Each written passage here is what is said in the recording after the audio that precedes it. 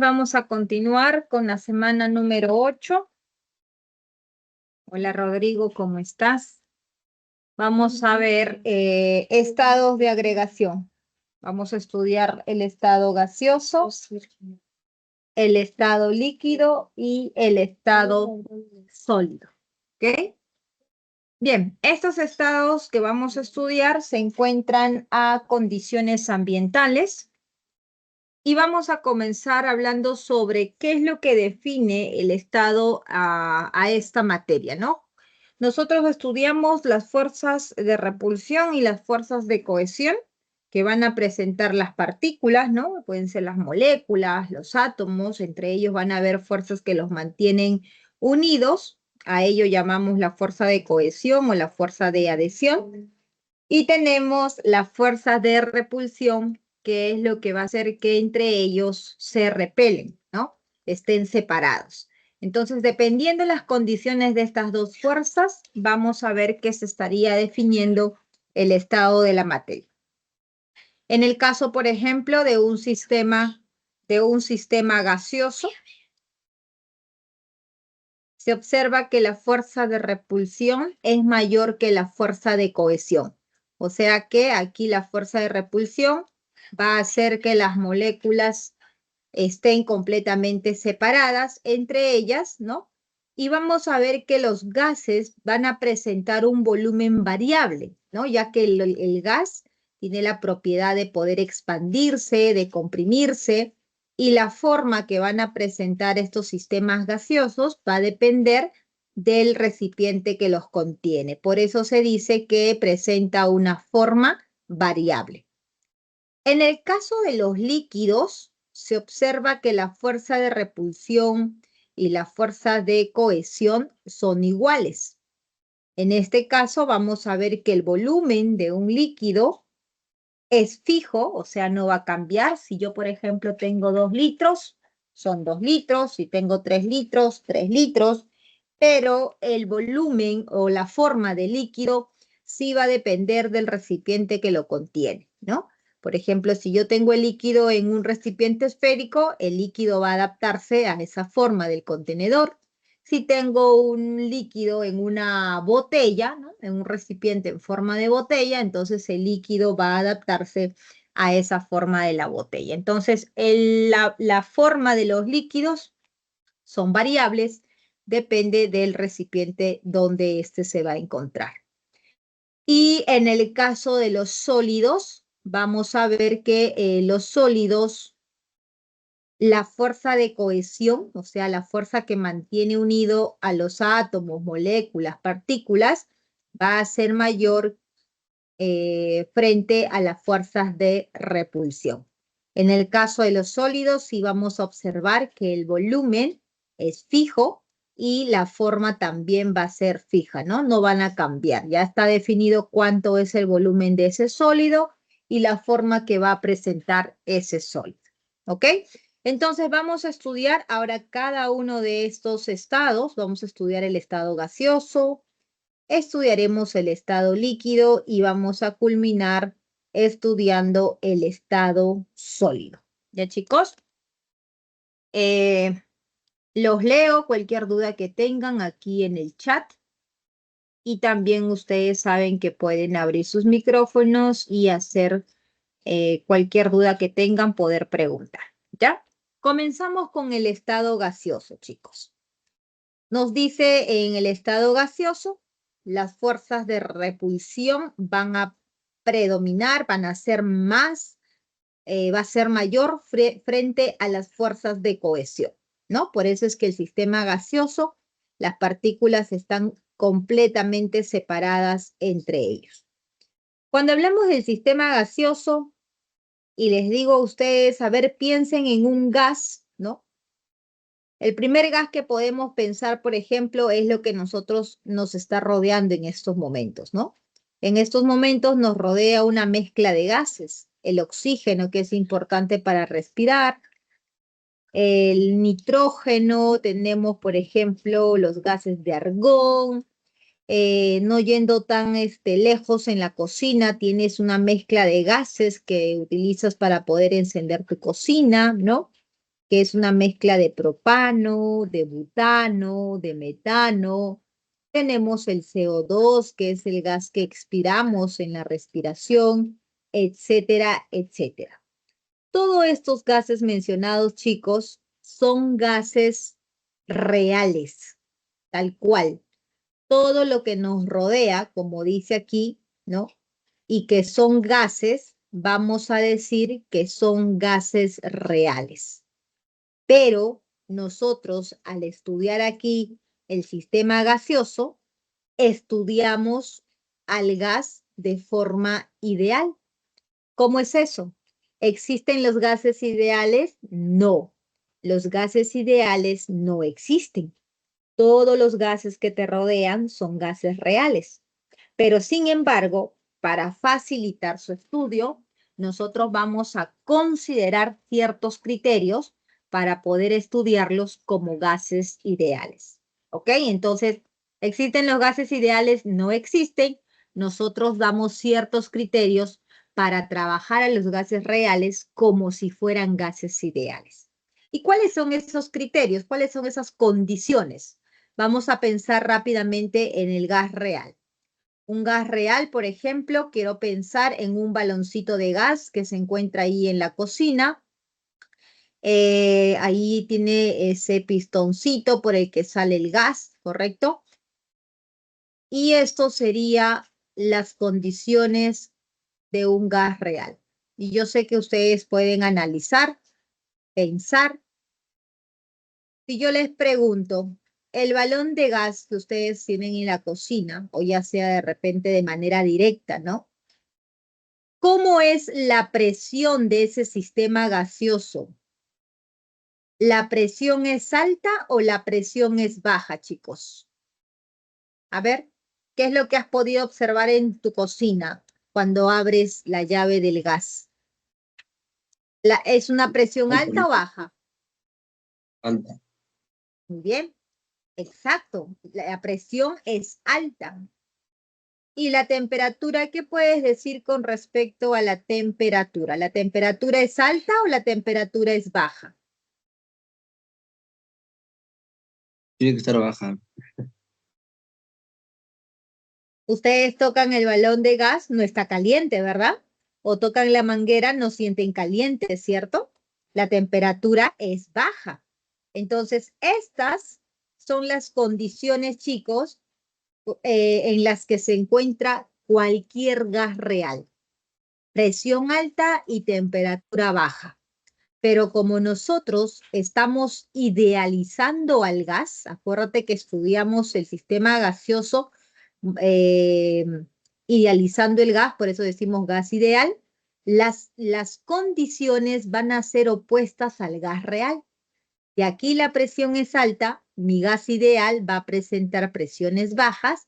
Si el gas real tiene temperatura baja, mi gas ideal va a presentar temperaturas altas. Estas son las condiciones para poder estudiar el comportamiento de un gas ideal. ¿Ya? Toma mucho cuidado al momento de recordarte cuáles son esas condiciones. Muy bien. Ahora, como estos sistemas gaseosos, las partículas están completamente separadas porque la fuerza de repulsión es mayor que la fuerza de cohesión, ¿ok?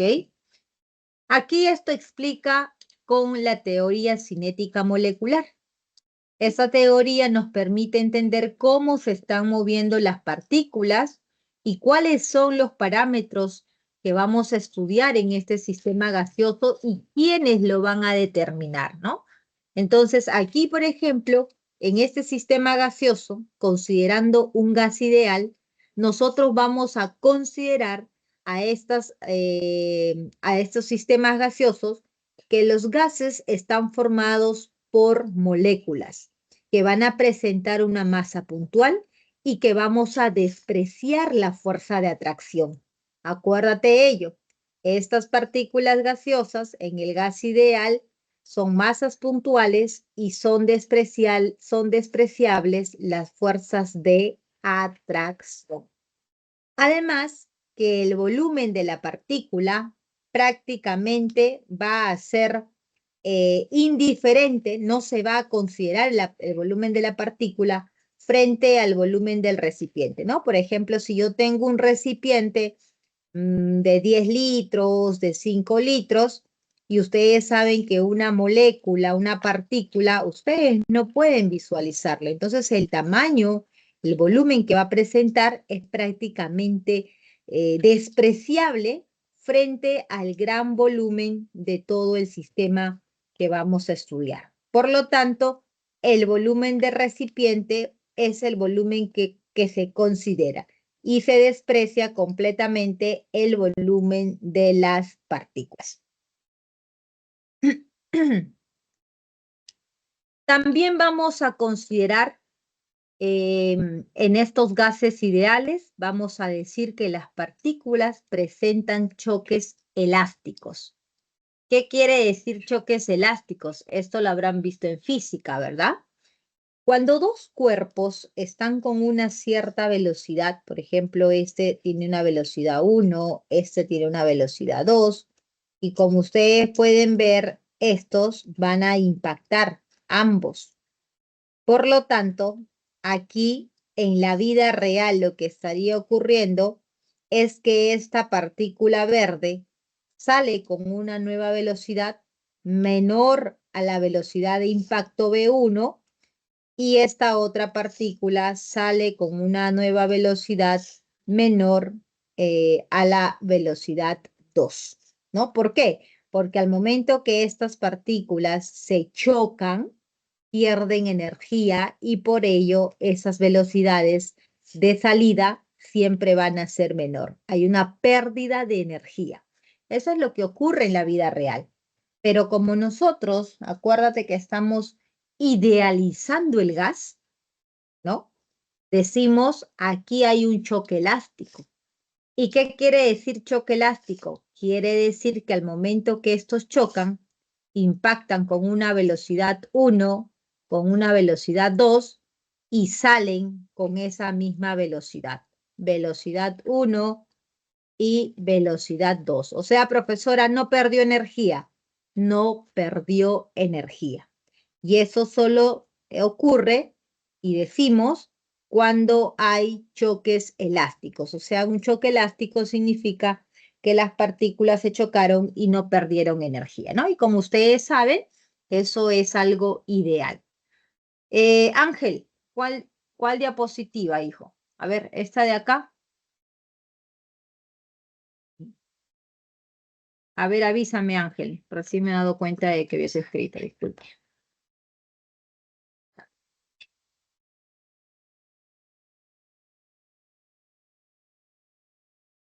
¿Ya lo tienes, Ángel? Sí. Ya, listo.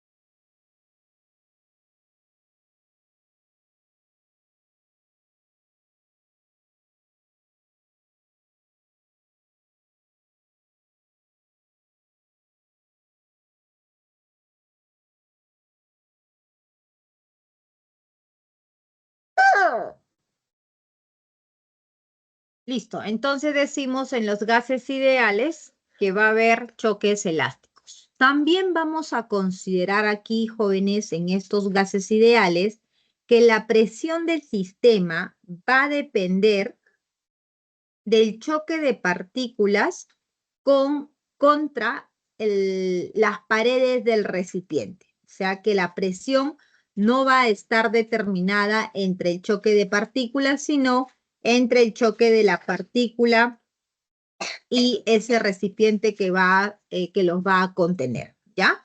Esas son las consideraciones que debemos de tener en cuenta para el estudio de estos gases ideales.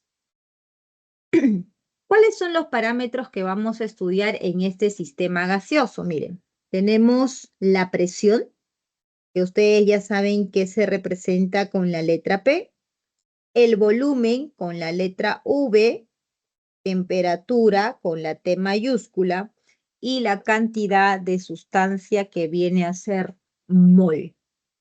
La presión, ustedes pueden encontrar esa información en atmósferas, pueden encontrar en milímetros de mercurio o puede ser también en unidades de Pascal, ¿no? Los datos para poder convertir entre uno y otro, chicos, generalmente les van a decir, ¿no? Por ejemplo, una atmósfera equivale a 1,1 por 10 a la 5 Pascal. Pero algunas veces en las unidades que son comúnmente más trabajados, por ejemplo, entre atmósfera y milímetros de mercurio, a veces omiten esa información. Así que es preferible que al momento que ustedes van practicando, ya vayan recordándose cuáles son esas equivalencias, ¿no? En este caso, por ejemplo, una atmósfera va a ser equivalente a 760 milímetros de mercurio. ¿Listo? El volumen igual, ustedes saben que el volumen lo pueden tener en unidades de litros, en unidades de mililitros o también en unidades de metros cúbicos. En la ecuación de los gases vamos a trabajar en la unidad de litros. Temperatura igual, sabes que la temperatura se puede expresar en grados Celsius, en grados Kelvin, en grados Fahrenheit y la unidad que más se trabaja, o mejor dicho, la unidad que vas a trabajar aquí en los gases ideales va a ser la unidad de grados Kelvin. ¿Listo? Cantidad de sustancia, eso es igual a mol, ¿no? Y nosotros ya sabemos calcular la mol. La mol se calcula como masa sobre la masa molar. Esas son las variables que nosotros vamos a estudiar en el sistema gaseoso, ¿no? Presión, volumen, temperatura y el número de mol. Muy bien, aquí tenemos que hablar sobre la presión atmosférica o también llamada presión barométrica. Esta presión atmosférica es la presión que ejerce la atmósfera, ¿no? Al sistema, en los cuales van a definir o van a ser importantes para poder deducir, por ejemplo, con respecto a los puntos de ebullición de los sistemas, ¿no? De las sustancias. Por ejemplo, aquí tenemos, miren, sobre el nivel del mar, aquí en Lima, observamos que la presión en la que nos encontramos es aproximadamente una atmósfera. Y nosotros sabemos que en Lima, por ejemplo, la temperatura de ebullición del agua, chicos, ¿a cuántos grados hierve el agua aproximadamente en Lima? A ver, ¿quién me dice cuál es la temperatura de ebullición del agua? Considerando que estamos sobre el nivel del mar a una presión de una atmósfera.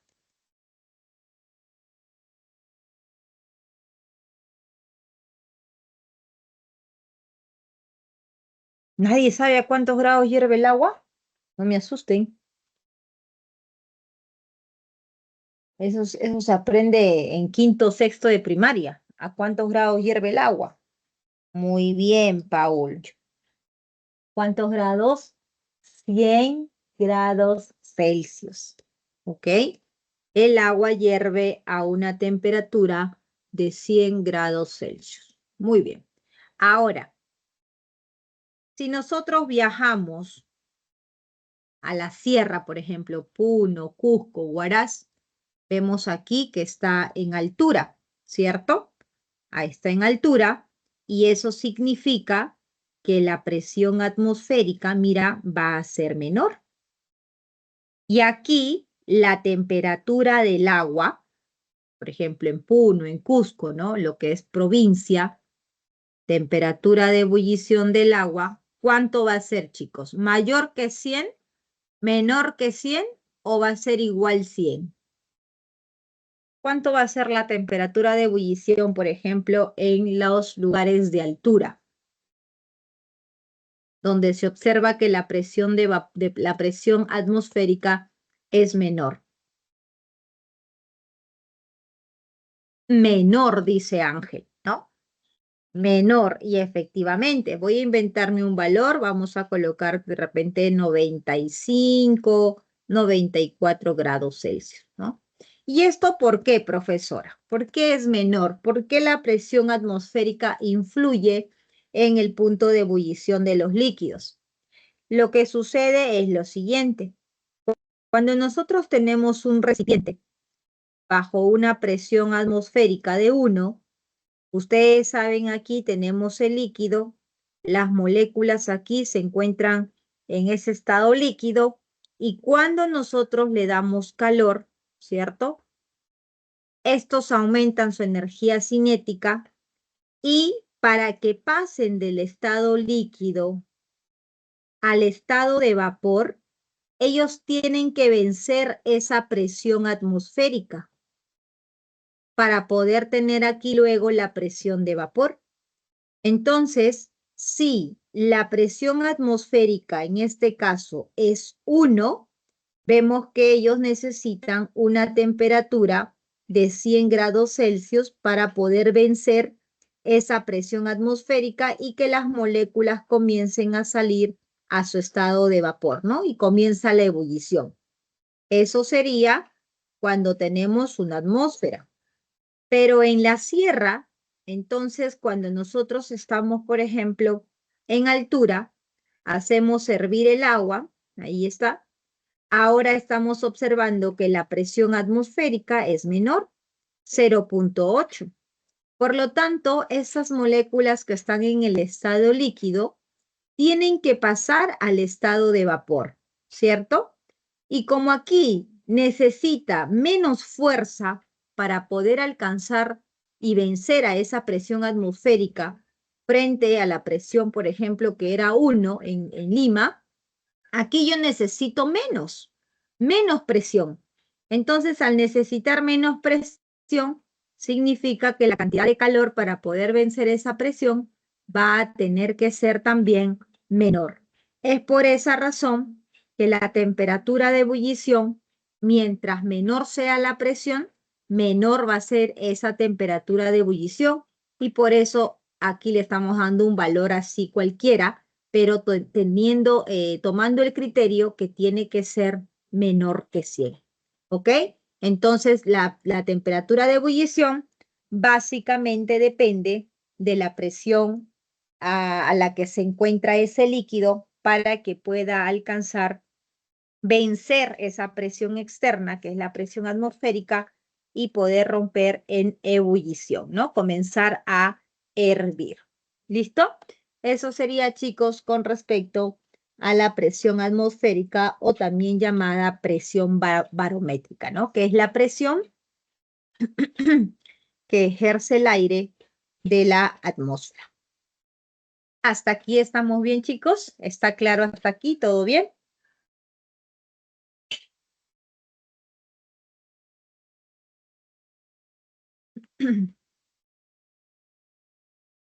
Muy bien. Entonces, esa presión barométrica, ¿no? Presión barométrica igual a la presión atmosférica. Como ya habíamos mencionado, existe una equivalencia con respecto a la medición en milímetros de mercurio. Torricelli, un científico, se dio cuenta que el mercurio asciende 76 centímetros cuando estamos bajo la presión de una atmósfera.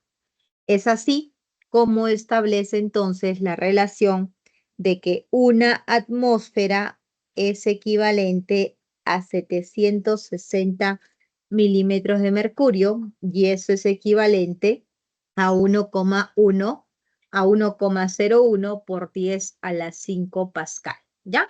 Esos son algunos valores de presión que nosotros podemos encontrar en los ejercicios para poder determinar las otras variables, ¿no? Como volumen, la variable de mol, la variable de temperatura. Ya, eso sería entonces en unidades de milímetros de mercurio. Ahora, en los sistemas, por ejemplo, en los cilindros, ¿no? Yo no sé si ustedes recordarán cuando hubo este problema de COVID, ¿no? en la pandemia, los balones de oxígeno. No sé si han estado cerca a un balón de oxígeno, ya sea en casa, en los hospitales, ¿no? O en las mismas noticias, tal vez, que observaban que estos baloncitos presentaban un manómetro, se llama, ¿ok?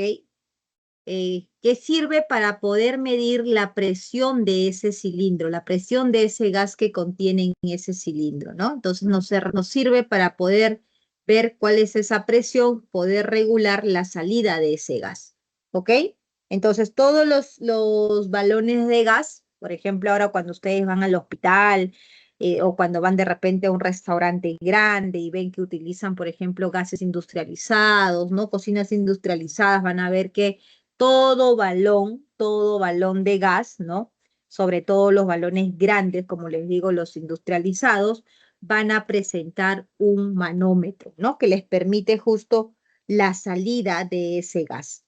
En este caso, por ejemplo, encontramos un manómetro de tubo cerrado porque vemos que aquí la presión atmosférica que estaría ejerciendo el sistema externo no va a afectar ya que el sistema está cerrado. En cambio, aquí podemos ver que es un sistema abierto y por lo tanto aquí se puede ver que sí, la presión atmosférica o también conocida como la presión barométrica, sí va a verse afectada. Entonces, la ecuación que nosotros vamos a utilizar, chicos, para poder relacionar esa presión atmosférica o para poder determinar la presión manométrica del sistema, en el caso de un sistema cerrado, mira, la presión del gas va a ser igual a la presión manométrica, ¿no? Que está relacionado con la altura de ese gas.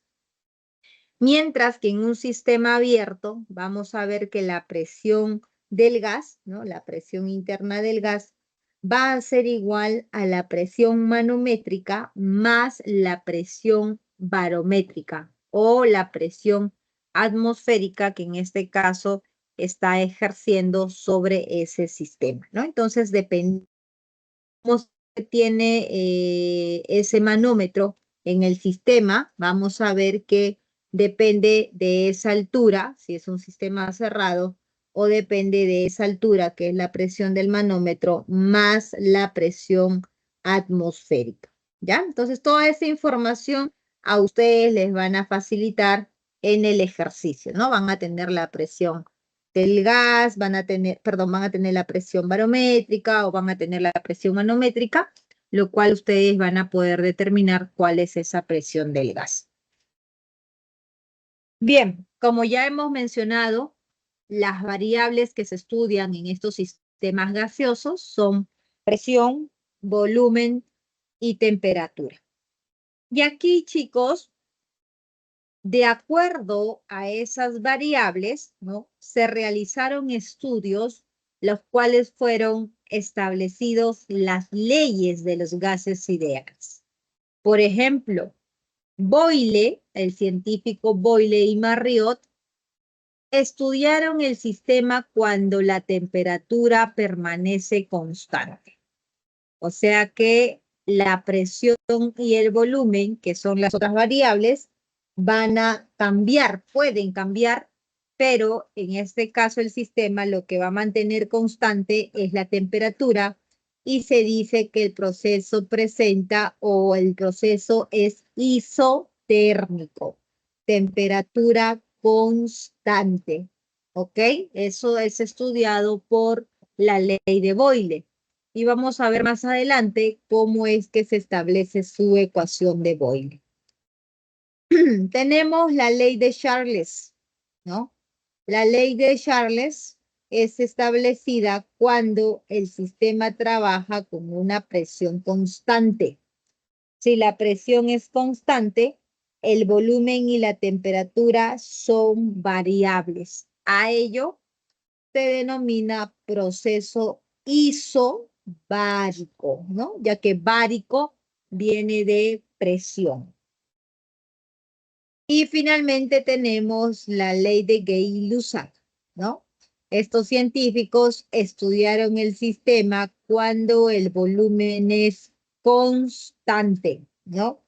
Si el volumen es constante, las otras dos variables de presión y temperatura, entonces van a cambiar. Y ese proceso donde el volumen es constante es conocido o llamado isocórico o isométrico. ¿Ya, chicos? Entonces, eso sería las leyes establecidas cuando los parámetros mencionados, temperatura, presión y volumen, van a permanecer constantes, ¿no? Y así tenemos respectivamente proceso isotérmico, isobárico o isocórico, también llamado isométrico. Entonces, la ley de Boyle, proceso isotérmico, temperatura constante. ¿Qué se va a cumplir cuando la temperatura es constante? Miren aquí. Se va a ver que las isotermas, esta curva que ustedes están observando, eso se conoce como isoterma. Aquí vemos que la presión, por ejemplo, es 4 y el volumen es V. Esto vamos a llamarlo sistema 1. Y luego este sistema se cambia las condiciones de presión. Mira, vamos a colocar ahora que este sistema disminuye su presión a 2 y por lo tanto su volumen aumenta al doble, 2V. ¿Qué se va a cumplir entre el sistema de las condiciones 1 y el sistema en las condiciones 2? Según Boyle, esto es una isoterma porque la temperatura permanece constante. Se cumple, mira, que el volumen es inversamente a la presión. Por lo tanto, se cumple el famoso pavo, ¿no? Pavo 1 es igual al pavo 2. Y efectivamente eso es lo que se cumple, porque si ustedes analizan aquí, a ver, presión 1, 4 por V, 4V, es igual a 2 por 2V, que son 4. Perdón, sí, 2 por 2V, que son 4V, ¿no? Entonces, se ve que efectivamente las condiciones de presión y volumen en el sistema 1 va a ser igual a presión y volumen en el sistema 2, ¿ya? Esto se cumple el famoso pavo cuando tenemos un sistema donde la temperatura permanece constante. La ley de Boyle, proceso isotérmico.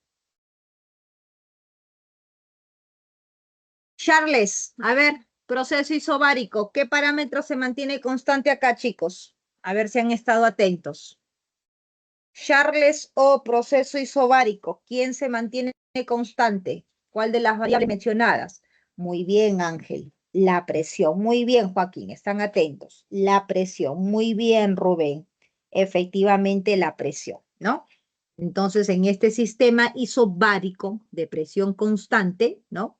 Y el número de moles también es constante, ¿no? Ya que son sistemas gaseosos y ustedes saben que los sistemas gaseosos tienen que estar en un sistema cerrado, ¿no? Por ejemplo, si ustedes tienen un globito, lo inflan, ¿no? Lo inflan el globito, para que mantengas ese gas del globo, tienes que amarrarlo, ¿sí o no? Porque si no lo amarras, ese gas se va a escapar. Si yo tengo un baloncito de gas, ese baloncito tiene que estar cerrado, porque si yo lo dejo abierto, el gas se va a escapar. Entonces, como siempre hablamos de sistemas cerrados en los componentes gaseosos, el número de moles siempre va a ser constante, no va a cambiar porque no hay pérdida de masa, ¿ya? Muy bien, proceso entonces isobárico, la ley de Charles, nos dice que las otras variables de volumen, o sea, para un cierto volumen, va a presentar una cierta temperatura y se observa en su experimento de Charles que cuando el volumen, ¿no?, cambia, vamos a ver que es directo a la temperatura, ¿no? Y por lo tanto aquí vemos que se va a cumplir. Aquí tenemos un volumen 1, aquí tenemos una temperatura 1, Y aquí vamos a tener una nueva condición, por ejemplo, en este punto, volumen 2 y temperatura 2.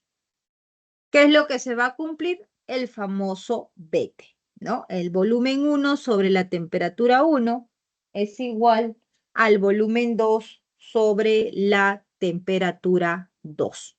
Eso va a ser igual a una constante y eso se va a cumplir cuando el proceso sea isobárico, ¿no? La ley de Charles.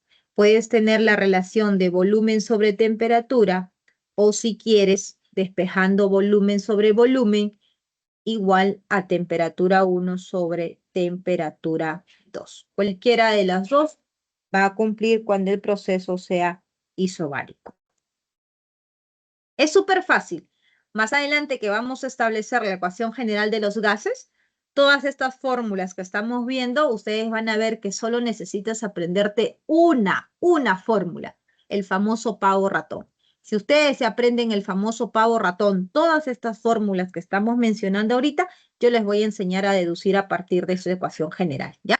Así que ahorita vamos aprendiendo lo más importante, proceso isobárico, proceso isotérmico, y el último que estaría faltando, proceso isocórico o también llamado isométrico, ¿no? ¿Cuál es la última variable que nos está faltando, chicos? ¿Qué es lo que se mantiene aquí constante?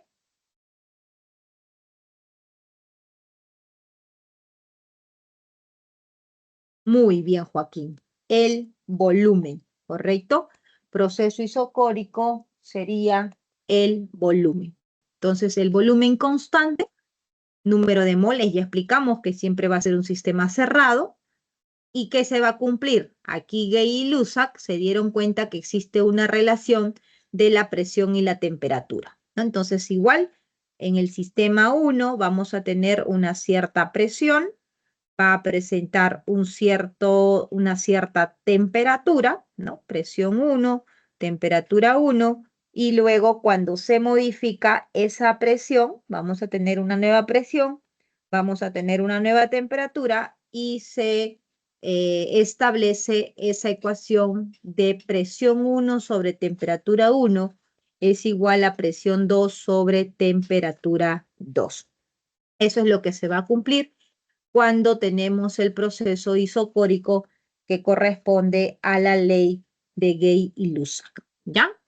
Listo. A partir de esas tres condiciones estudiadas, proceso isobárico, proceso isotérmico y proceso isocórico, se establece la ley combinada de los gases, el famoso Pavito 1 igual a Pavito 2. Aquí podemos ver que el primer sistema tiene una presión 1, tiene el volumen 1, tiene temperatura 1 y tiene su número de moles de ese sistema 1. El sistema 2 es un sistema cerrado, por lo tanto ya sabes que N no va a cambiar, prácticamente es el mismo número de moles, pero acá sí vemos que cambiaría la presión, el volumen y la temperatura, ¿no? Porque está bajo otras nuevas condiciones y se va a cumplir entonces esa ecuación de Pavito 1, presión volumen sobre temperatura 1, igual a presión volumen sobre temperatura 2, ¿ya? Esa ecuación se conoce como la ley combinada de los gases ideales. Ahora, hasta el momento hemos visto que estos gases para las leyes establecidas, ¿no? Se dan cuando una variable es constante, ya sea presión, ya sea temperatura o ya sea volumen. Pero Amadeo Avogadro, este otro científico, estudió el sistema manteniendo constante la temperatura y la presión. O sea, ya no solo una variable, sino mantuvo constante dos variables. Y al mantener constante esas dos variables de presión y temperatura, se dio cuenta que existe una relación entre el volumen y el número de moles del sistema. ¿Qué concluyó? Concluyó que se cumple que el volumen 1 sobre el número de moles 1 es igual al volumen 2 sobre el número de moles 2, lo cual se conoce, chicos, este volumen 1 sobre N1 como volumen molar 1 igual al volumen molar 2. Eso es lo que se cumple cuando nosotros tenemos un sistema donde la presión y la temperatura son constantes. ¿Ok? Listo. Ahora sí, todas esas ecuaciones directamente, inversamente, con la presión, la temperatura, el volumen, conlleva a la ecuación de estado de los gases ideales, el famoso pavo ratón. Mira, ahí está. Pavo ratón. ¿No? Ya no te vas a olvidar porque de aquí vamos a aprender ahora a deducir todo lo que hemos visto hasta el momento. Álgebra. A con A, O con O, y ahí está nuestra ecuación de los gases ideales. Presión por volumen igual a nRT. ¿Listo? Muy bien. Ahora, ¿cómo analizamos esas ecuaciones que hemos mencionado anteriormente? Es súper sencillo, mira. Solo acuérdate esta ecuacioncita, ¿no? Presión por volumen igual a nRT, donde ya sabes que la presión, la P es presión, V es volumen, N número de moles, T temperatura, siempre en Kelvin. El R que vas a utilizar, como puedes ver aquí, tienes el 0.082 y tienes el 62.4. ¿Cuál voy a utilizar, profesora? Depende. Si, por ejemplo, a ustedes les piden la presión en atmósferas, entonces tú vas a utilizar el 0,082 atmósferas litros sobre mol Kelvin, porque en esa unidad ya te va a dar la presión. Si a ustedes les piden la presión en milímetros de mercurio, el R que vas a utilizar es el 62.4 milímetros de mercurio, litros sobre mol Kelvin, porque cuando tú hagas la operación ya vas a tener la presión en esa unidad. ¿Ya? Entonces va a depender en qué unidad te piden la presión para que tú puedas elegir el R que vas a utilizar. Volviendo a nuestras fórmulas. Ya te aprendiste pavo ratón, ¿verdad? Sí, me aprendí. Ahora vamos a analizar el caso donde aplicamos la ley de Boyle. ¿Qué era Boyle? A ver, ¿qué parámetro es en Boyle? A ver, recordando Pavo. Boyle. No, vamos a deducir eso, vamos a deducir pavo. Boyle, ¿qué parámetro se mantiene constante en Boyle? Temperatura. Muy bien, Tiago. Temperatura es constante, profesora. Si tú te acuerdas esta formulita, tú dices temperatura constante, o sea que no va a cambiar. Yo sé que N siempre es constante y yo sé que R siempre es constante, porque el R, mira, es la constante universal de los gases. N es un sistema cerrado donde nunca va a cambiar y ahí viene la primera condición. Temperatura constante, ¿con qué te quedaste? Mira, me quedé con el pavo. Entonces en este sistema de temperatura constante se cumple PV1 igual a pavo 2.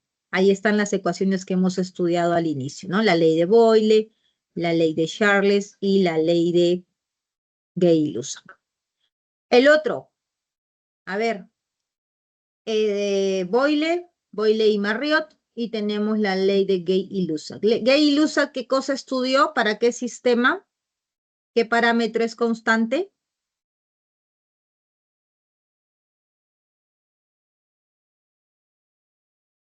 Volumen. Volumen. Muy bien. Ahora estoy entonces en el caso donde el volumen es constante. O sea, esto es constante.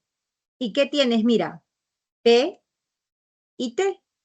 Y cuando tú despejas acá, vas a decir, se va a cumplir entonces P1 sobre T1 igual a P2 sobre T2. ¿Listo? Y finalmente tenemos ¿a quién? Tenemos a Charles, ¿no? Y Charles, ¿qué va a estudiar? La otra variable que nos falta, la presión constante. Entonces, de esta ecuación, tú ya sabes que N es constante, tú ya sabes que R es constante y tu última condición, tu presión. Presión constante. ¿Qué nos queda, chicos? Mira, nos queda V sobre T. Ah, entonces aquí se cumple V1 sobre T1 es igual a V2 sobre T2. Muy bien, miren, y analizamos rapidito las tres leyes para ese sistema gaseoso. Hasta aquí estamos bien, chicos. ¿Está todo claro? Si tienen preguntas, ya saben, ¿ah? Simplemente escribir o abrir sus micrófonos. A partir de estas ecuaciones, ¿no? O de esta ecuación de pavo-ratón, se establece también la relación con la masa molar y la densidad, ya que nosotros sabemos que el número de moles es igual a la masa sobre la masa molar. Y si hacemos un despeje aquí, reemplazando número de moles, despejando aquí esta masa molar, podemos ver que la masa molar se calcularía como la masa por R por T sobre presión por volumen, ¿no? Y esta masa molar nos va a permitir identificar al componente gaseoso que estemos estudiando, ¿no? Porque si yo, por ejemplo, tengo un gas de CO2, ¿no? Y yo tengo varias alternativas, te pueden decir, determina de qué gas está hablando. Y tú calculas esta masa molar. Supongamos que tienes el monóxido, tienes el CO2, tienes el H2O, y este valor te sale 44. Ah, quiere decir que el gas que estamos estudiando tiene una masa molar de 44 y comienzas a calcular, ¿no? Por ejemplo, este gas, 16 más 2, esto pesa 18 gramos por mol, esto pesa 16, 28 gramos por mol y esto pesa 44. Ah, estamos hablando de este gas, ¿no? Entonces, con la masa molar, uno ya puede identificar el componente gaseoso que está estudiando. Así también, a partir de esta ecuación de los gases ideales del pavo ratón, podemos tener la ecuación que relaciona la densidad, ya que si hacemos aquí un despeje de la masa molar por el volumen, encontramos una relación de masa y volumen. Esa relación de masa-volumen es densidad. Y sale una famosa ecuación, de repente ya lo han escuchado, la ecuación del puma tarado, ¿no? Acá tenemos el pavo ratón y por aquí vamos a tener la ecuación del puma tarado. ¿Qué dice esa ecuación del puma tarado? Aquí está, mira. Puma, no, tarado. ¿Por qué decimos puma tarado? Porque de aquí es presión por la masa molar es igual a la temperatura por R por la densidad. Y despejando aquí esa densidad, ya podemos nosotros, en base a la presión, la masa molar, la temperatura del sistema y el R, que es una constante, saber cuál es la densidad de ese componente gaseoso. ¿Ya? Esas serían entonces nuestras ecuaciones en estos gases ideales. Muy bien, hasta el momento, chicos, todas las fórmulas estudiadas o mencionadas son con respecto a un componente gaseoso. O sea, un gas de oxígeno, un gas de hidrógeno, un gas de nitrógeno. Pero nosotros tenemos en la vida real muchas mezclas gaseosas. Comenzando del aire es una mezcla gaseosa. Por lo tanto, cuando estudiamos la mezcla de gases, ya hablamos del volumen que ocupa, ¿no? Por ejemplo, en el aire, el volumen que ocupa el nitrógeno, el volumen que ocupa el oxígeno, los otros componentes, y eso significa que ellos van a aportar una presión. Va a haber una presión del nitrógeno, va a haber una presión del oxígeno, va a haber una presión del del otro gas, ¿no? Y por ello se vio la necesidad de estudiar cómo es que se estudia, se analiza cuando tenemos una mezcla de gases. ¿Cómo determino yo la presión? Por ejemplo, en una mezcla gaseosa, en una mezcla de gas natural que tiene metano, propano, butano, ¿no? Etano, ¿cómo es la presión de ese sistema? ¿De quién depende más la presión? ¿Depende más del metano, del etano, del propano, del butano? Todos aportan de la misma forma. ¿Cómo es que se estudia? Y es así como Dalton establece una ecuación que es para las mezclas gaseosas, donde dice que si se tiene un gas A, un gas B y un gas C, por ejemplo, y todos ellos se combinan en un solo sistema, nosotros vamos a tener, obviamente, una mezcla de gases. Esta mezcla de gases tiene una presión total. Y en el estudio, Dalton se dio cuenta de que esa presión total de esa mezcla gaseosa es la suma de las presiones del gas A, de la presión del gas B y de la presión del gas C. Y esta presión de A, esta presión de C, son llamadas presiones parciales.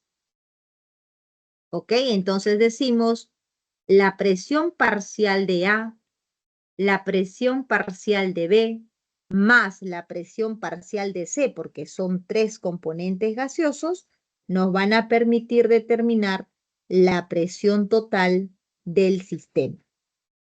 Ahora viene la pregunta, ¿y cómo determino, profesora, esa presión parcial? Dalton dice, como nosotros ya sabemos que la presión de un gas cumple la ecuación de pavo-ratón, aplicamos esa ecuación. Solo que tú vas a tomar en cuenta lo siguiente. Si tú quieres calcular la presión del gas A en la mezcla gaseosa, tú debes de considerar solo las partículas de A. Y es así como dice, entonces, si tú quieres la presión de un componente 1, vas a aplicar tu pavo-ratón. Acá ya está despejando el volumen. Pero acuérdate que si tú quieres la presión de los componentes 1, solo tomarás los números de moles de ese sistema o de ese componente 1. Si tú quieres hallar la presión parcial del componente 2, solo debes de tomar en cuenta el número de moles del componente 2 y así sucesivamente, dependiendo cuántos componentes están presentes en tu mezcla gaseosa. Pero esa no es la única forma, ¿no? Ya sabemos entonces que esas presiones parciales, P1, P2, dependiendo cuántos gases tengas, al final la suma de todas esas presiones parciales nos va a permitir determinar la presión total. Pero esta no es la única forma de determinar la presión parcial con las ecuaciones de pavo-ratón. También puedes determinar la presión parcial con la siguiente ecuación, donde PI, esto de aquí, es lo que se conoce como presión parcial. ¿Ok? Presión parcial. X sub I, eso es la fracción molar. Y esa fracción molar se va a calcular, mira, como el número de moles del componente. En este caso, si yo quiero la fracción molar del gas 1, será el número de moles del componente 1 con respecto al número de moles totales, ¿no? Entonces depende de quién esté hablando para determinar esa fracción molar. Y una vez que ya tengo la fracción molar, que es una relación de moles nada más, tendría que tener la presión total. Multiplicando entonces la fracción molar por la presión total, yo ya puedo tener la presión parcial. Y así es como Dalton establece esa ecuación cuando se tiene una mezcla gaseosa. ¿Ok? Y lo mismo, chicos, ocurre para el volumen. En la mezcla de gases, de la misma forma, pero ¿quién estudia ahora el volumen? Amagat. Amagat dice, si tú tienes una mezcla de gases, un gas A, B y C, el volumen total de ese gas, de esa mezcla gaseosa, es la suma de los volúmenes parciales. O sea, el volumen que aporta A, el volumen que aporta B y el volumen que aporta C vendría a ser ese volumen total. ¿Y cómo calculo? Igualito. Él se copió prácticamente de Dalton. Dijo, pero si Dalton puede calcular la presión parcial con mi ecuación de pavo-ratón, yo también puedo ver que esto se va a cumplir para el volumen, RTN sobre P. Solo que si yo quiero el volumen parcial de 1, ahora yo tengo que tomar en cuenta solo el número de moles del componente 1. Y se dio cuenta que efectivamente cumplía. Por lo tanto, si quiero el volumen de la partícula 1, solo tomo el número de moles de esa partícula.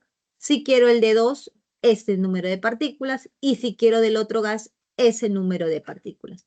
Y aplico mi ecuación pavo-ratón. Sabiendo entonces que toda la suma de esos volúmenes parciales te tiene que dar el volumen total. Y también, profesora, puedo hacer con la fracción molar también. Así como has visto que la presión parcial se calcula con la fracción molar, el volumen parcial también, chicos. Entonces, el volumen parcial vas a poder calcular también con tu ecuación de fracción molar, que es la relación de moles, multiplicado por el volumen total. Entonces, a esa relación se le conoce como la ley de Amagat, la determinación del volumen para mezclas gaseosas. Muy bien. Ahora, los gases van a presentar difusión. ¿Qué es una difusión? Por ejemplo, en los baños tenemos estos sprays, los aromatizantes, ¿cierto? Tenemos los aromatizantes. Entonces, cuando uno, por ejemplo, presiona este aromatizante en los baños, lo primero que ocurre con respecto a ese gas, a ese aromatizante, es una difusión, porque todo ese aromatizante lo que va a hacer es dispersarse en todo el ambiente del baño. Así como vemos aquí, esto es una llave cerrada, tenemos el gas de hidrógeno, el gas de oxígeno. Se abre la llave, aquí está cerrada, por eso es que no se ve la mezcla. Se abre la llave y al abrirse, como son gases, el hidrógeno y el oxígeno, lo primero que van a hacer es ocupar todo el espacio de manera homogénea, tanto hacia el lado izquierdo como el lado derecho, para el hidrógeno y el oxígeno. ¿Y en qué momento van a parar la difusión? Cuando todas esas moléculas estén ocupando ambos espacios, ¿no? Eso es difusión. El gas ocupa todo el espacio que le permite dispersarse. Ahora, tomando el mismo ejemplo, continuando con el ejemplo del aromatizante en el baño. Una vez que en el baño ya las moléculas de este aromatizante ya están distribuidas en todo el ambiente, estas van a tender a escapar por ciertos orificios, como por ejemplo debajo de la puerta, ¿no? Todos vemos que debajo de la puerta hay un cierto orificio, no es que sea totalmente hermético, no.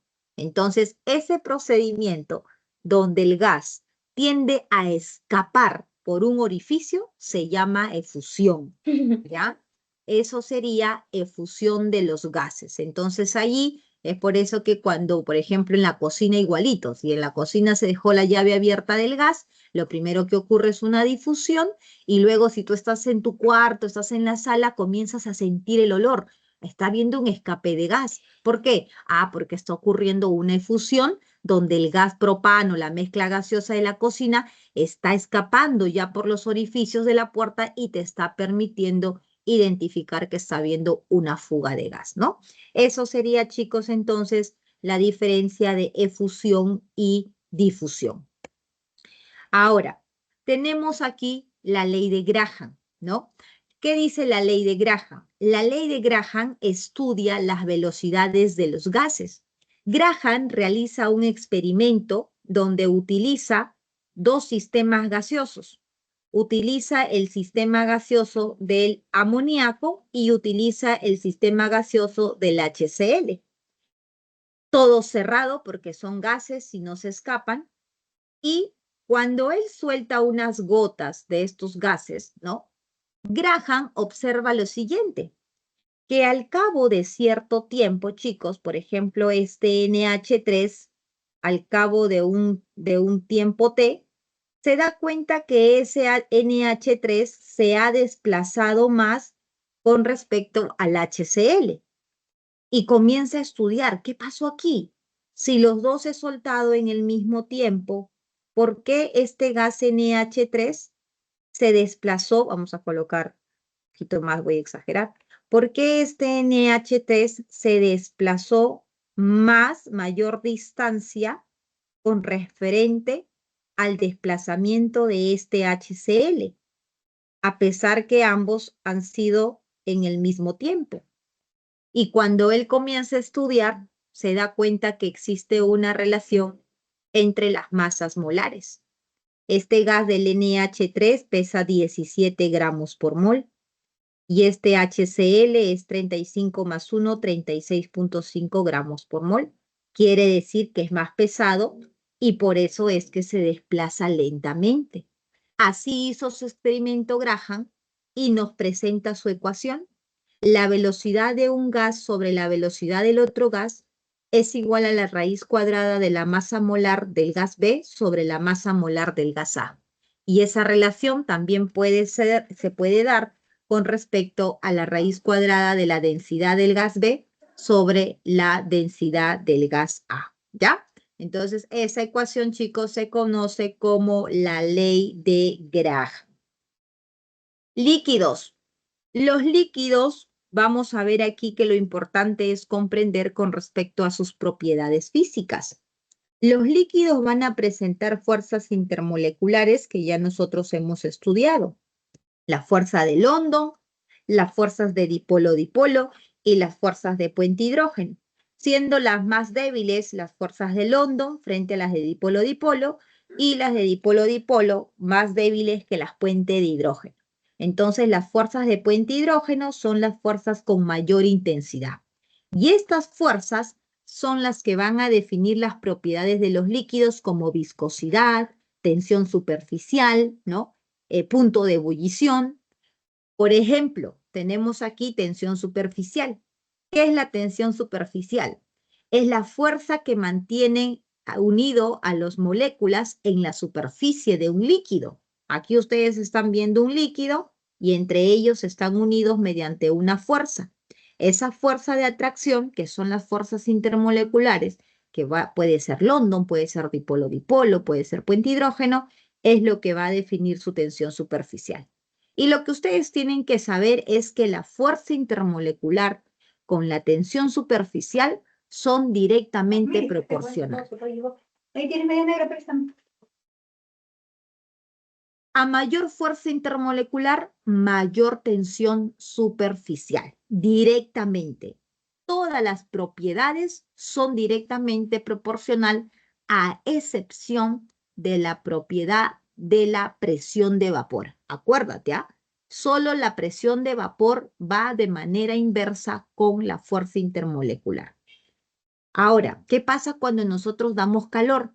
Si nosotros aumentamos la temperatura, se debilitan las moléculas y eso hace que la tensión superficial disminuya. Viscosidad es la resistencia a la fluidez. A mayor fuerza intermolecular, mayor viscosidad. ¿Qué pasa cuando yo le doy temperatura? Piensa en la miel. ¿Qué pasa cuando tú calientas la miel? ¿Fluye más rápido o es más lenta, más viscosa? No, ¿verdad? Fluye más rápido, profesora. Entonces, ¿qué quiere decir? Que cómo varía la viscosidad con la temperatura. Cuando aumenta la temperatura, disminuye la viscosidad. Presión de vapor es la única que trabaja de manera inversa con la fuerza intermolecular. A mayor fuerza intermolecular, menor presión de vapor. ¿Y eso por qué, profesora? Porque si tú, por ejemplo, tienes fuerzas de London aquí en estas moléculas, quiere decir que la fuerza que mantiene unidas a estas moléculas, si es London, es débil, porque son las más frágiles, ¿no? Las menos intensas con respecto a dipolo y puente de hidrógeno. Eso quiere decir que son muy rápidas de que vayan al estado de vapor y salen un montón de moléculas en su estado de vapor. Y al salir un montón, la presión de vapor es mayor. Pero si la fuerza, por ejemplo, fueran puentes de hidrógeno, eso quiere decir que entre ellas están ligeramente unidas, ¿no? Por una fuerza considerable, entonces no va a ser muy fácil que vayan al sistema de vapor. Por lo tanto, va a haber pocas moléculas y por ello, a mayor fuerza intermolecular, menor presión de vapor. Esa es la explicación por qué las fuerzas intermoleculares son inversamente a la presión de vapor. ¿Qué pasa cuando yo aumento la temperatura? Contribuyo a que las moléculas salgan muchas al estado de vapor y por ende va a aumentar la presión de vapor. Entonces, chicos, así es como estaría variando estas fuerzas intermoleculares con respecto a las propiedades físicas de los líquidos, ¿ok? Entonces aquí podemos ver cómo a medida que aumenta la temperatura, también se observa que la presión de vapor está incrementando. Punto de ebullición. Igual, a mayor fuerza intermolecular, mayor punto de ebullición, ¿no? Y esto ya lo hemos explicado cuando hemos hablado de la presión atmosférica, ¿no? Muy similar. ¿Y qué pasa cuando nosotros aumentamos la temperatura? Si aumentas la temperatura, si aumentas la presión, entonces también vas a necesitar mayor punto de ebullición para que puedas vencer esa fuerza externa, ¿no? Esa fuerza atmosférica. ¿Listo? Así sería entonces lo que ustedes tienen que analizar las propiedades de los líquidos respecto a su fuerza intermolecular. Estado sólido. Aquí es prácticamente recordar los enlaces químicos que hemos estudiado. El estado sólido, como ustedes ya saben, predomina, es mayor y más intenso la fuerza de atracción, por eso es un sólido compacto. Al parecer no tienen movimientos, pero sí hay movimientos vibracionales y sabemos que su forma y su volumen es definido. Estos sólidos no se van a comprimir como sí en el caso de los gases y estos sólidos se clasifican en sólidos amorfos y sólidos cristalinos. Los sólidos amorfos, como ustedes pueden ver aquí en la imagen, amorfo viene sin forma, no tienen forma definida. Mira, aquí hay 1, 2, 3, 4 átomos rojos o 5, aquí hay más, aquí hay más, aquí hay menos. Entonces, no hay una estructura ordenada. Y al ser una estructura desordenada, al ser una estructura que tiene corto alcance, por eso son sólidos amorfos que no tienen forma, no van a presentar puntos de ebullición, puntos o general propiedades físicas definidas. ¿Quiénes son sólidos amorfos? Tenemos ejemplos como el plástico. El plástico, chicos, es un sólido amorfo. La madera es un sólido amorfo. El caucho es un sólido amorfo. El vidrio es un sólido amorfo. Entonces, si por ejemplo yo voy a partir aquí este vidrio y le digo al alumno A, determina la temperatura de ebullición o la temperatura de fusión de ese pedazo de vidrio. El alumno A va a hacer su experimento, lo va a fundir y seguro me voy a inventar un valor. Me dice, profesora, fue 740 grados Celsius. Listo. Ese mismo vidrio que de repente se partió en A, B, C, D pedacitos, ahora al alumno B le doy ese otro pedazo y le digo, determina el punto de fusión. Y él va a venir y me va a decir, profesora, a mí me salió 560. Entonces, totalmente diferente el punto de ebullición o de fusión, a pesar que es el mismo vidrio. ¿Por qué? Porque son sólidos amorfos, estructuras completamente diferentes en toda esa materia, ¿no? Y por lo tanto sus propiedades pues van a ser también diferentes, ¿no? Y eso va a ocurrir con estos ejemplos mencionados. En cambio, los sólidos cristalinos Miren la estructura, es otra cosa. Bien ordenadito, mismo número de átomos, misma distancia de un enlace a otro enlace.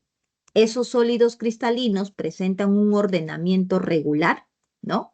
Se dice red cristalina por la distribución ordenada que tienen esas partículas. Al ser una distribución ordenada, sus propiedades físicas van a ser definidas. Eso quiere decir que la estructura, por ejemplo, aquí vamos a decir que las estructuras cristalinas presentan la distribución de los átomos de orden de largo alcance. Entonces, cuando nosotros decimos que es un sólido cristalino, significa, por ejemplo, voy a pensar rápidamente en un sólido que todos tienen en casa, que es la sal de cloruro de sodio. La sal de cloruro de sodio es un sólido cristalino. Y si yo, por ejemplo, le digo al estudiante A, determina el punto de fusión de la sal que tú tienes en tu cocina, él me va a decir, profesora, me salió 800 grados Celsius. Le mando al estudiante B a determinar el punto de fusión de esa sal, de su casa, ¿no? De su cocina. Entonces él me va a decir, profesora, a mí me salió 801 grados Celsius. Así va a ser la diferencia, que es prácticamente lo mismo cuando tú tienes sólidos cristalinos, porque para que ese estudiante pueda vencer a esas fuerzas de un átomo de cloro y átomo de sodio, ha tenido que suministrar la misma cantidad de energía entre el estudiante A y el estudiante B. Por eso que las temperaturas, en este caso su propiedad física, va a ser la misma, porque la estructura de esa sal ya está definida. Estos sólidos cristalinos van a clasificarse de acuerdo al tipo de enlace. Aquí, por ejemplo, no metal con no metal, que es un enlace covalente, los sólidos formados por no metales van a formar sólidos llamados sólidos covalentes por el tipo de enlace que presenta. Entre un metal y un no metal se forma un enlace iónico. Entonces, cuando esa estructura se ordena, vamos a tener un sólido de tipo iónico porque tiene enlaces iónicos.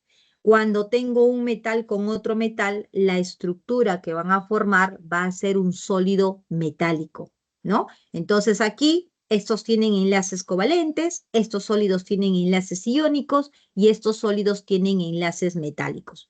Y cuando tenemos una estructura sólida, pero de moléculas, entre moléculas, uy, ¿qué pasó? ¿Por qué no quiere escribir? Entre moléculas vamos a observar que ese sólido se va a llamar sólido molecular, porque la fuerza que mantiene unida toda esa estructura va a ser mediante las moléculas de esa estructura. ¿Ok? Entonces así es como se van a clasificar estos sólidos cristalinos. Y sus propiedades, chicos, son en base a lo que nosotros ya hemos estudiado, ¿no? Por ejemplo, los sólidos covalentes, en el caso del diamante, el caso del grafito, son muy duros, efectivamente. El diamante es, en la tabla de dureza, es el que tiene la escala más alta, una escala de 10. Los sólidos covalentes son pésimos conductores del calor y de la electricidad y presentan puntos de fusión elevados.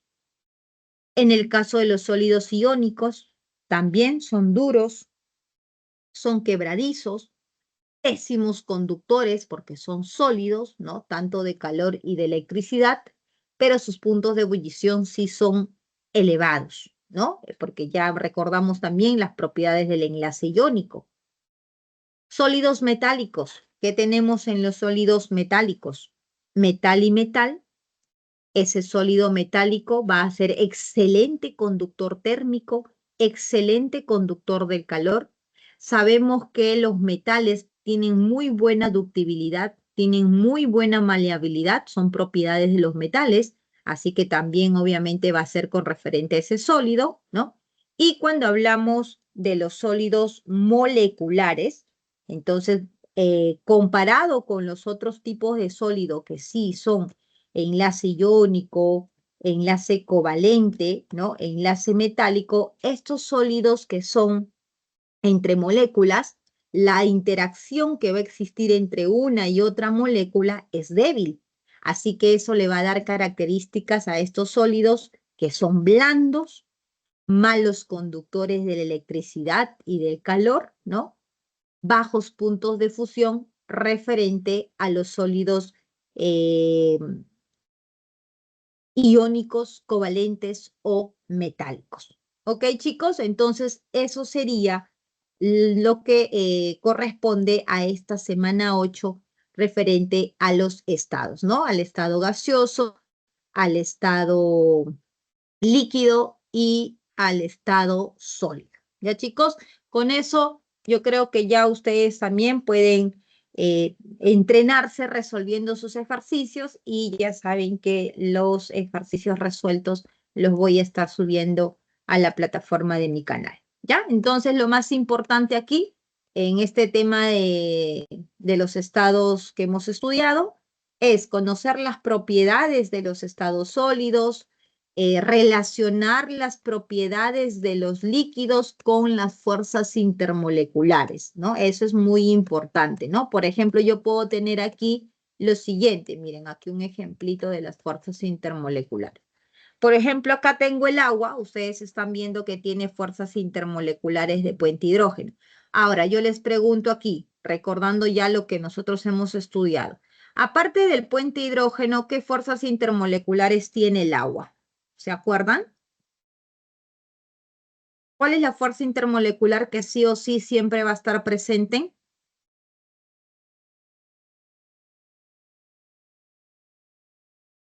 London. Siempre va a estar London. Muy bien, Joaquín. Por ser una molécula polar, porque el agua es polar, ¿qué tipo de fuerzas tiene? Dipolo, dipolo, ¿no? Dipolo, dipolo. Y por ser una molécula que presenta enlace de tipo FON, porque tiene el enlace, no tiene el enlace FH, pero sí tiene el enlace OH, ¿no? Entonces tiene las fuerzas de puente de hidrógeno.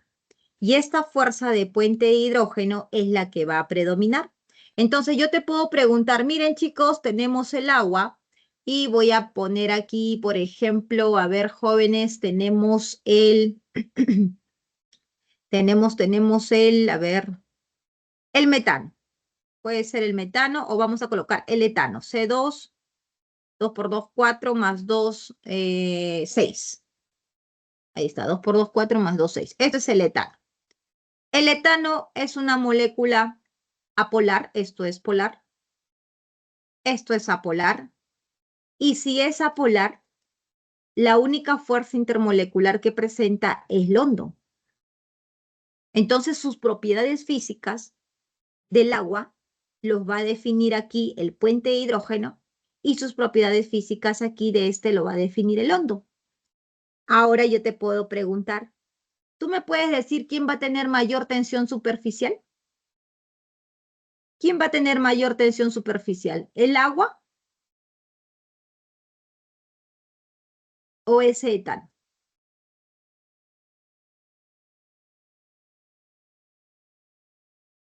Yo me pongo a analizar en las fuerzas, ¿no?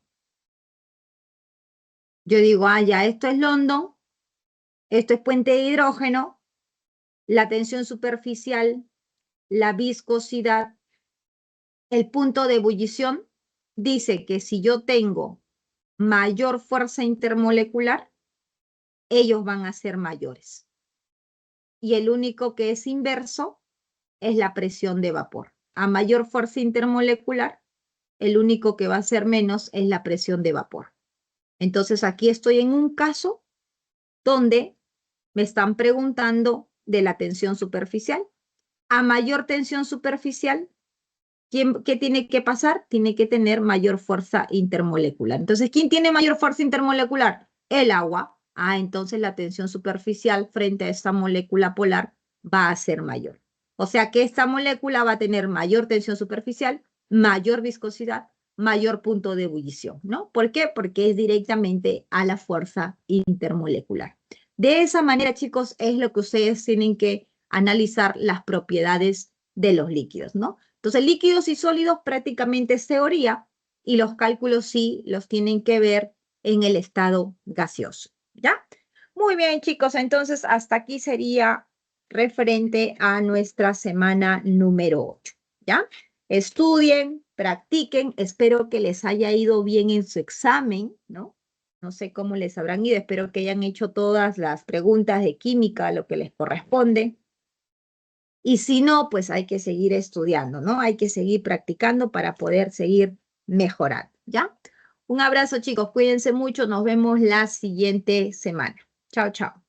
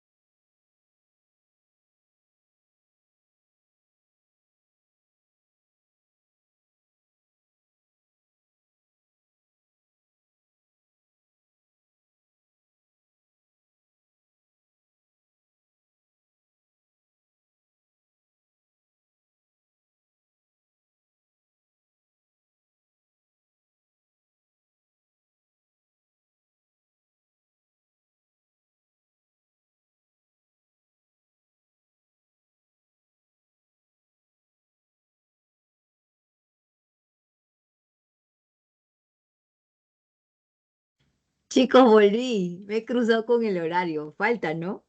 Mi, Disculpen. Y ustedes no me dicen nada, Profesora, ¿qué pues. pasó? es que Miss de la nada me dijo chao y se fue rápido, pe. No, yo le digo, ¿tienen alguna pregunta? Nadie me dice nada, digo, ya. Y yo dije las 3, ya son 3:02, ya estoy atrasada, dije, ya, el otro profe estará esperando. No, sí, ¿Qué ahorita me profe? doy cuenta. No sé, no tienen clases después. Es que yo vivo fuera de los horarios, chicos, porque para mí ya son acá más de las 3, por eso entonces me cruzo con los horarios.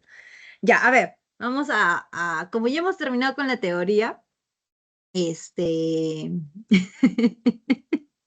Yo una vez se salió de la clase. Ah, felizmente que no se han ido. Sí, pues yo también digo, no sé si se salieron. Creo que sí, ¿no? Creo que sí se salieron algunos. Pero bueno, ya estoy acá ya. Ya vamos a ver los ejercicios, solo 5 personas. Ustedes pues no me dicen nada. Ni que profesora no se vaya, falta todavía, ¿no? Todavía no termina. Usted no dio tiempo para reaccionar. Eso quiere decir que se están durmiendo, ¿eh? Están durmiendo en la clase ahí. Tienen que estar activos, pues tienen que estar activos. Rapidito nomás, dice. Nos agarró frío, dice Dile. Ay, chico, me ha dado risa. Ya, vamos a ver los ejercicios, ya. Vamos a aprovechar el poco tiempo que nos queda. Yo corriendo porque yo dije, se acaba la clase, no voy a acabar. Y yo decía, ¿por qué? ¿Por qué me está faltando tiempo? Digo yo. Si esta clase se estaba explicando de normal. Ya, a ver.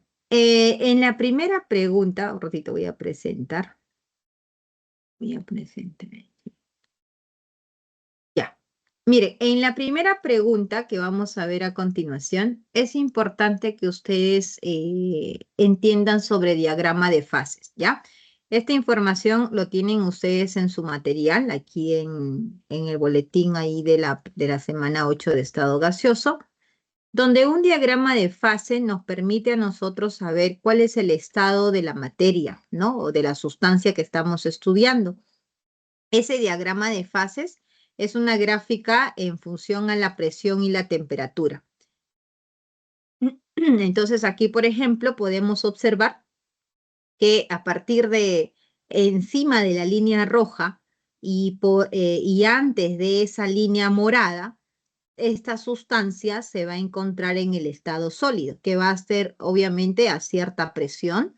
Voy a abrir el otro PDF porque este no me permite escribir. Un ratito, por favor. Entonces, en la pregunta 1, que vamos a ver a continuación, nos dicen que grafiquemos esa imagen, ¿no? Ese diagrama. Entonces, por ello es que estoy explicándoles un poquito para que no se me pierdan. Ay, ¿qué pasa aquí? Para que no se me pierda la explicación.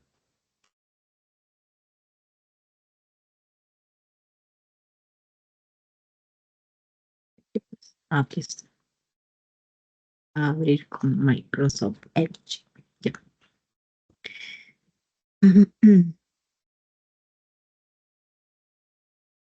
Ahora sí. Ahora sí. Acá sí puede escribir, pues chicos. Acá sí. Listo, entonces aquí, miren, esto va a estar a una cierta presión, ¿no? A una cierta temperatura y nosotros con esas condiciones de presión y temperatura ya podemos definir o saber si es que la sustancia está en el estado sólido, si la sustancia está en el estado líquido o si la sustancia se encuentra en el estado gaseoso, ¿no? Entonces aquí en la primera pregunta, miren acá, por ejemplo. Este es el diagrama de fases del gas de CO2, ¿no? Nos dice, miren, aquí podemos observar la temperatura, el punto triple. ¿Qué cosa es el punto triple? El punto triple, que en este caso la temperatura es 5.2, ¿no? Perdón, la presión, aquí está el eje de presión, y la temperatura menos 56.4 grados Celsius, nos estaría informando que este componente CO2 se encuentran en estas condiciones en los 3 estados. O sea, aquí en esta condición de presión y temperatura yo voy a encontrar al CO2 en el estado sólido, en el estado líquido y en el estado gaseoso. Aquí tenemos un punto que se conoce como el punto crítico. Entonces, el punto crítico, por ejemplo, de este CO2 está aquí en 73, la presión 73 y la temperatura 31.1. ¿Qué quiere decir? Punto crítico se le conoce a estas condiciones porque el gas o, bueno, el componente CO2 va a adquirir condiciones especiales, ¿no? Si ustedes quisieran leer un poquito más sobre el punto crítico, van a ver que el comportamiento de estos componentes, ¿no? Van a tener propiedades como si fuera un líquido, como si fuera un gas. O sea, comienzan a cambiar ciertas propiedades de esa sustancia. Por eso se conoce como punto crítico, ¿no? Son ciertas condiciones que en el ámbito ya de aplicación, ¿no? Hoy en día se utiliza mucho sobre los fluidos supercríticos. No sé si habrán escuchado. Es justamente cuando las sustancias superan ese punto crítico y se aprovecha esas mejoras con respecto a sus propiedades físicas. Y aquí podemos ver, ¿no? Bajo qué condiciones de presión y temperatura vamos a encontrar a ese CO2 en el estado sólido, en el estado líquido o en el estado gaseoso. Entonces, básicamente, chicos, esa es la información que nosotros tenemos, ¿no? En un diagrama de fase. Entonces, aquí en la pregunta número 1,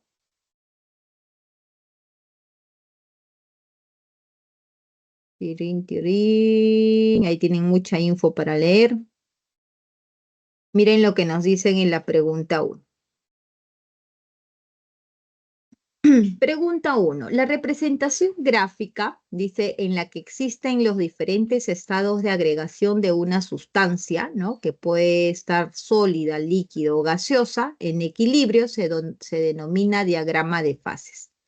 En relación al agua, a una atmósfera, los puntos de fusión y de ebullición del agua son 0 grados Celsius y 100 grados Celsius. Entonces, aquí, por ejemplo, con esa información, te dice que a una presión, a una atmósfera, ¿no? El punto de fusión, mira acá la presión, esto es. La idea es que ustedes grafiquen, ¿no? Con esta información. Entonces, ustedes hacen su eje de presión, hacen su eje de temperatura y nos dice a una presión de una atmósfera. Entonces yo voy a trazar mi presión, yo voy a colocar aquí, por ejemplo, de una atmósfera, te dice que a 0 grados Celsius, ¿no? Es el punto de fusión del agua, o sea, aquí yo voy a colocar 0, por ejemplo.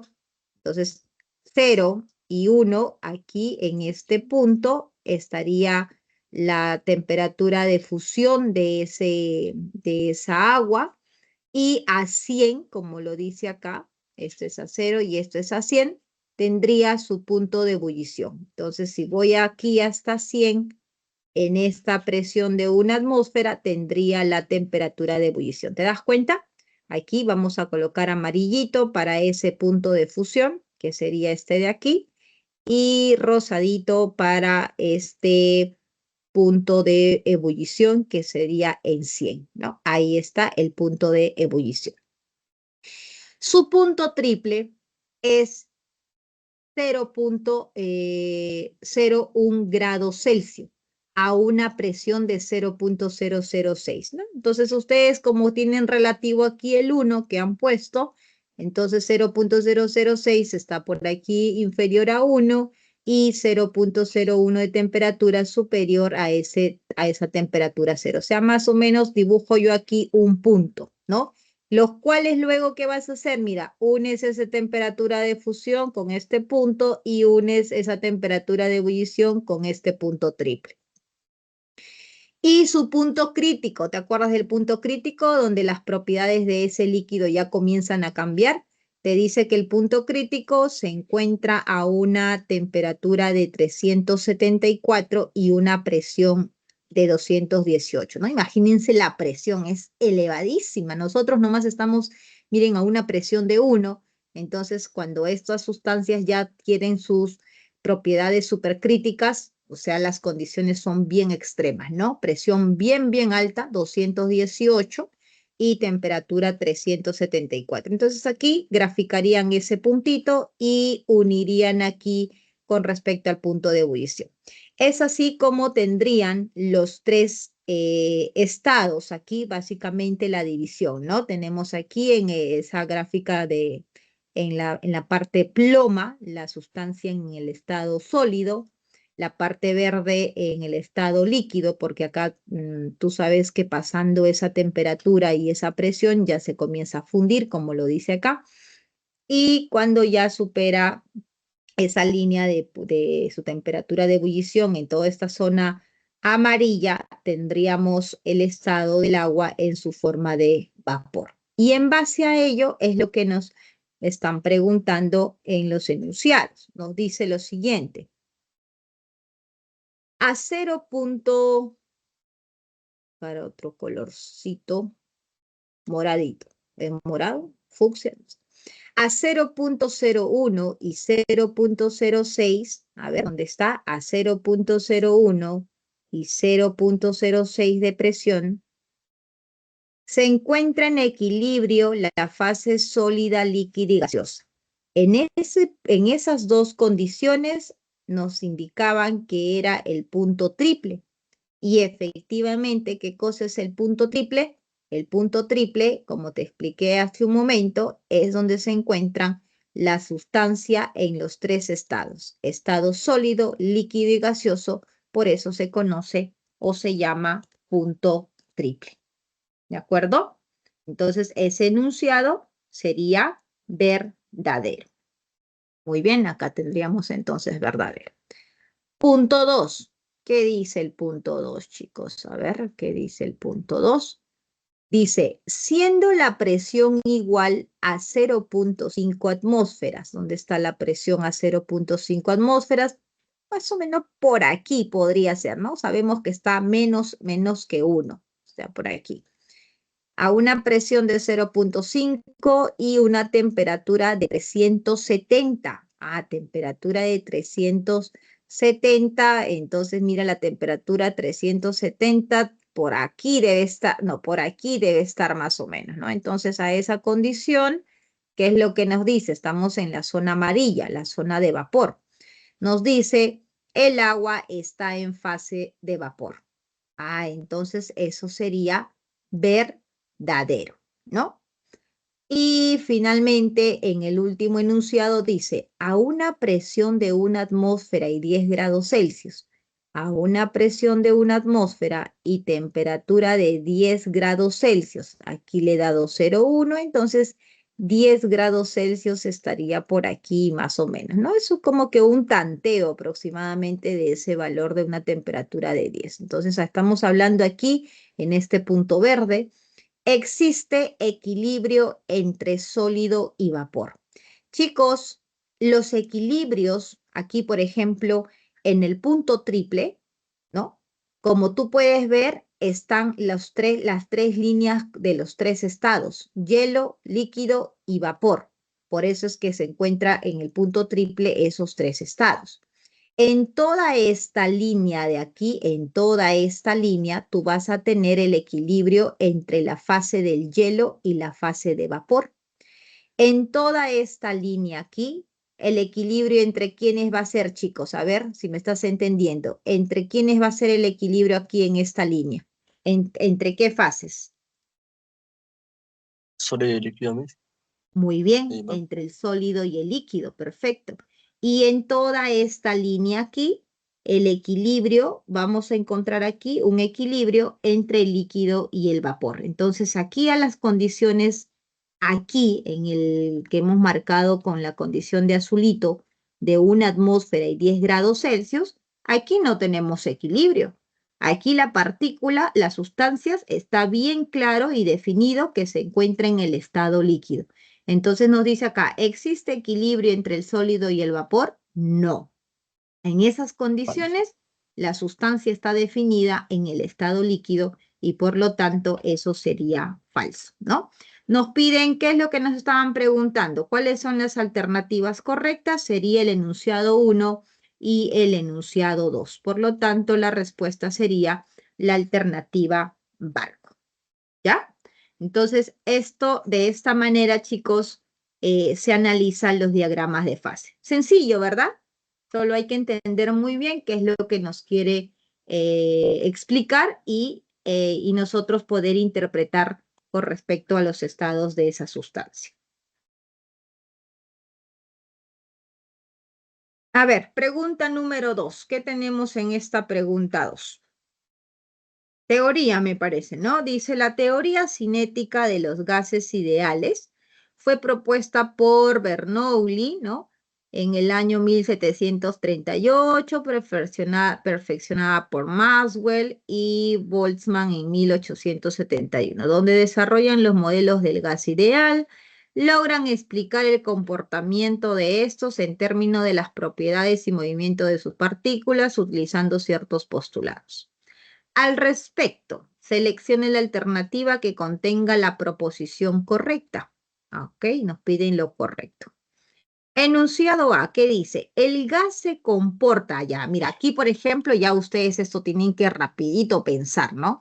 El gas se comporta en forma ideal a bajas temperaturas y elevadas presiones. ¿Te acuerdas estas condiciones para quién era? Cuando el gas se comporta con bajas presiones, perdón, bajas temperaturas y presiones elevadas. ¿Te acuerdas? Cuando analizamos. Así es como se comporta un gas real. ¿Te acuerdas? ¿Sí o no? Estas condiciones, acuérdate de tu baloncito de gas. ¿Te acuerdas que decíamos el balón de gas trabaja con presiones altas y temperaturas bajas? Entonces, esa es la condición de un gas real. Y acá dice, ¿un gas ideal trabaja con esas condiciones? No, esto es incorrecto, ¿no? Esto es incorrecto porque esas son las condiciones de un gas real. Así que eso es falso. Luego dice, la temperatura de un gas ideal es proporcional a la energía cinética promedio de sus partículas. Entonces, como pueden ver aquí, nosotros cuando estudiamos la temperatura, la energía cinética de un gas, ¿no? Recuerden que nosotros no consideramos las fuerzas intermoleculares. Entonces, prácticamente en un gas ideal se desprecia la fuerza intermolecular que va a aumentar esa energía cinética. Entonces, por lo tanto, si yo le voy a dar temperatura y estoy despreciando esas fuerzas intermoleculares, no tendría por qué ser de manera proporcional, ¿no? Esto sería incorrecto. Ah, no, perdón. ¿Dónde estamos? La Sí, sería temperatura. correcto, Miss. Ese está Tal correcto. vez incorrecto. Está incorrecto. Ahí, la ven. ¿Existen, dice, fuerzas de atracción y repulsión? No, es lo que está. No, las fuerzas de repulsión o las fuerzas de atracción entre las partículas, nosotros no las consideramos, ¿no? Esto sería falso. Ahora dice la C, la temperatura de un gas ideal. En un gas ideal, nosotros tenemos aquí el sistema, las partículas. En el sistema gaseoso, acuérdate que predomina la fuerza de repulsión frente a la fuerza de cohesión, ¿no? Frente a la fuerza de cohesión. Y cuando nosotros vamos a suministrar energía aquí, ¿no? Cuando le damos calor al sistema, lo que hacemos es aumentar ese movimiento de las partículas, ¿no? Se mueven de una forma aleatoria, una energía cinética que van a presentar. Y claro que cuando nosotros vamos a aumentar esa temperatura, ¿qué va a pasar con esa fuerza, con ese movimiento de las partículas? Estas también van a aumentar esa energía cinética. Por lo tanto, aquí dice la temperatura de un gas ideal sería proporcional a la energía cinética. Sí, a medida que aumentamos esa temperatura, le damos a calor al sistema y ese calor, al darle calor al sistema, vamos a aumentar la energía cinética de esas moléculas, ¿no? Por lo tanto, esto sí es correcto.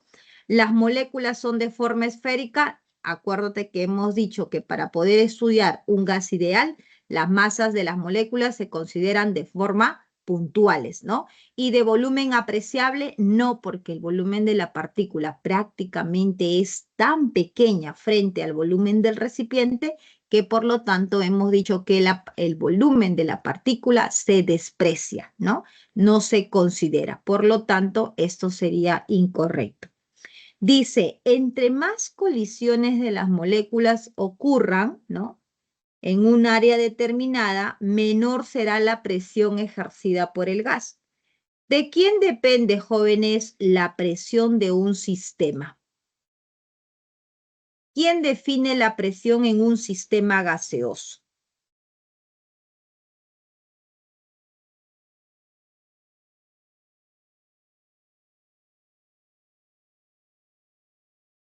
¿El choque de partículas o el choque de partículas con las paredes del recipiente?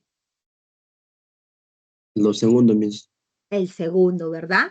El choque de las partículas con las paredes del recipiente. Entonces dice acá, entre más colisiones de las moléculas que ocurra, o sea, se está refiriendo al choque de las partículas.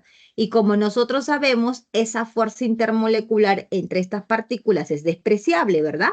Se desprecia esa fuerza intermolecular y por lo tanto la presión de un sistema no depende de este choque de partículas. La presión de un sistema depende del choque de partículas con el entorno a ese recipiente. Entonces, estas colisiones que prácticamente no se consideran, no estarían determinando ninguna presión de ese sistema gaseoso. Esto sería falso y por lo tanto aquí la respuesta sería la alternativa casa, ¿no? Que nos están preguntando cuál sería la alternativa correcta. Pregunta número 3 nos habla sobre la ley de, creo que, a ver, dice, pregunta 3, los procesos restringidos son leyes experimentales que ocurren en un sistema bajo condiciones específicas que limitan el intercambio de energía y materia, ¿no? Nos piden marcar el valor de verdad o falsedad. Primer enunciado, dice la ley de Boyle. Ya tú sabes qué es la ley de Boyle, ¿verdad? Nos dice, ¿a temperatura constante es la ley de Boyle? Sí, es correcto. Por lo tanto, dice, la ley de Boyle es a temperatura constante y la energía interna del sistema cambia. ¿Verdadero o falso, chicos? Falso, mis. ¿Por qué sería falso? Porque la energía interna no cambia, ¿no? Porque lo que es constante ahí es el volumen, no la temperatura. ¿El volumen? No, ¿cómo va a ser el volumen? No, Ah, la no, perdón. temperatura, hasta que Temperatura. la presión aumenta y No el se me volumen crucen, disminuye, ¿no? no se me crucen. En este caso, lo que es constante es la temperatura, ¿cierto? Y Sí. si nosotros mantenemos la temperatura constante, ¿qué quiere decir entonces con respecto a su energía cinética? No cambia. No va a cambiar, ¿no? No va a cambiar, por lo tanto, este enunciado sería falso, ¿no? Este primer.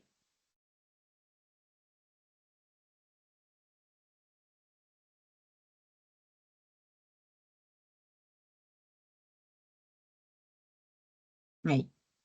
Ahí no quiere pintar. Ahí. Este enunciado sería falso. Luego dice, en un proceso isobárico, ya estamos frente a qué? A un proceso donde la presión es constante. Muy bien, la presión es constante. Dice, y existe cambio en el volumen. ¿Eso es verdadero o es falso? Si es presión constante, ¿te acuerdas? Pavo ratón, rapidito, cancelas, cancelas. Presión constante, el volumen y la temperatura. Dice, en un proceso isobárico, la presión es constante y existe cambio en el volumen. ¿Existe cambio en el volumen?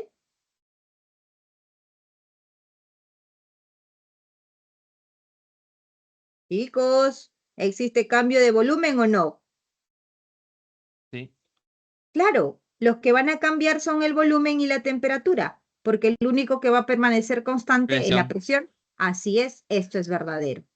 3, dice, el gráfico corresponde a la ley de Gay-Lussac. A ver, ¿qué decimos? Dice, el gráfico corresponde a la ley de Gay-Lussac y la presión final sería 0.36. Ok. La ley de Gay-Lussac nos dice cuando el sistema trabaja a volumen constante. Entonces, quiere decir aquí que esto es constante, constante, constante, que se cumple. Se va a cumplir, profesora, que P1 sobre T1 es igual a P2 sobre T2. ¿Perfecto? Y por lo tanto, aquí ustedes dicen muy bien quién es P1. Acá tú, si quieres, defines cuál es P1, ¿no? Acá en este caso, como ya lo llamó P2 aquí, esto sería P1, entonces esto sería T1. Esto es P2 y esto sería T2. Entonces, chicos, este es facilito. El tema de gases es muy fácil, es solamente reemplazar. Mi presión 1, 0.24, fíjate la unidad, atmósferas. Y lo que sí tienes que tener mucho cuidado es aquí, en la temperatura. Nunca me vas a trabajar en Celsius. Tienes que sumarle 273, que esto sería 400 y esto sería 600. Siempre se trabaja en Kelvin. Entonces acá es 400 Kelvin igual a presión 2 sobre temperatura 2, que sería 600 Kelvin. Y de acá, chicos, ¿cuánto sale esa presión 2? Eso sale efectivamente 0.36, ¿no? Entonces, por lo tanto, falso, verdadero, verdadero. Aquí la respuesta sería la alternativa dada, ¿ya? Ahora sí, ¿no? Ahora sí ya me puedo ir, ¿no? Sí, Listo, Mirta, chicos. ahora sí.